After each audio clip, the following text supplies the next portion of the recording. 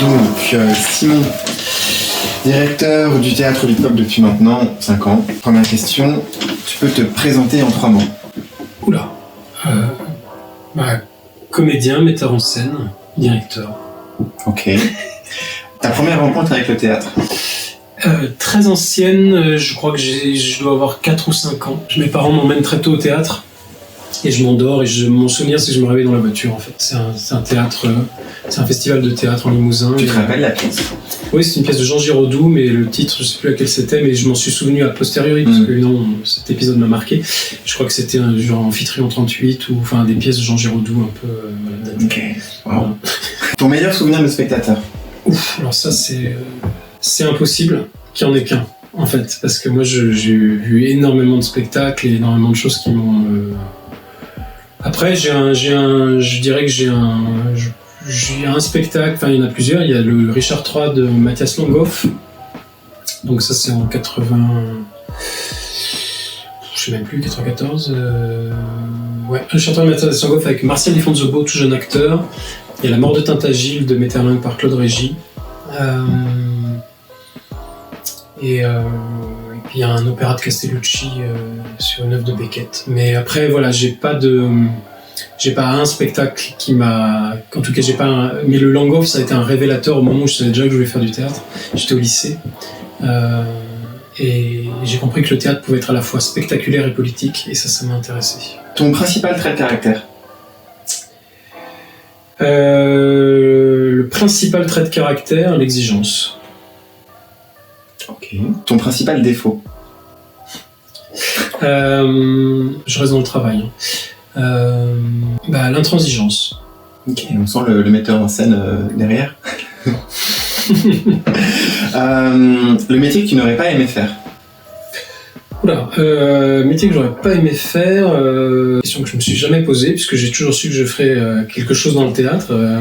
Après, il y en a plein, dans les abattoirs, ceux qui, je sais pas comment, les équarrisseurs. Ok. Alors ça, j'aurais jamais ça. D'accord. Ok. Tes héros et héroïnes préférés de la fiction? Oh. Alors ça peut être tout, hein. Ça peut être du théâtre, mais ça peut être du cinéma, de la bande dessinée, etc. Je me pose jamais ces questions-là, donc c'est bien. Moi, je suis plutôt sur les anti-héros. Hein. Ça, je dois avouer que j'ai toujours été plutôt fasciné par ceux, à part James Bond, par ceux qui sont justement ceux qui perdent et qu'on aide à essayer de mettre l'humanité en avant. Donc, j'aurais pas forcément Après, il y a des héros littéraires évidemment qui m'ont touché. En tout cas, j'ai pas des figures. Moi, c'est plutôt des artistes en fait, c'est plutôt les artistes derrière l'œuvre qui vont peut-être être mes héros, on va dire. Ok. D'accord. Ton état d'esprit actuel? Combatif. Ton occupation préférée?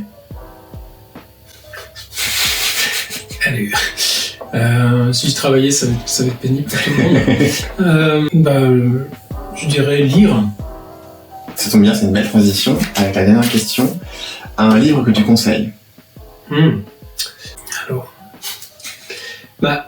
ce que j'ai commencé à le relire, mais après c'est Les Bienveillantes de Jonathan Little, qui est un livre qui est aussi sidérant que insupportable et que magnifique de mon point de vue. Mais je le conseille parce que c'est une expérience à vivre en fait, en tant que lecteur, de se plonger dans les méandres de l'horreur du côté de l'ennemi, tout en étant du point de vue d'une humanité qui fait qu'à un moment donné, cette question de l'empathie, de l'identification, de tout ce qu'on veut, nous met dans un état de lecture qui à proprement parler insupportable.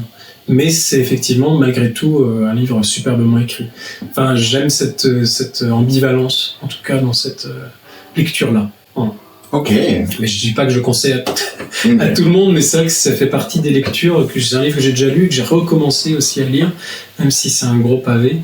Mais c'est pas forcément le livre que j'offre, enfin si, d'ailleurs je l'ai offert il y a pas longtemps, mais en tout cas, voilà, c'est parce qu'il y a de la complexité, je trouve que c'est intéressant. Bon, j'en profite, j'ai l'inspiration. Une raison de venir au Théâtre du Peuple? Toujours découvrir des œuvres nouvelles. Ok. Très bien. Ça va. Merci.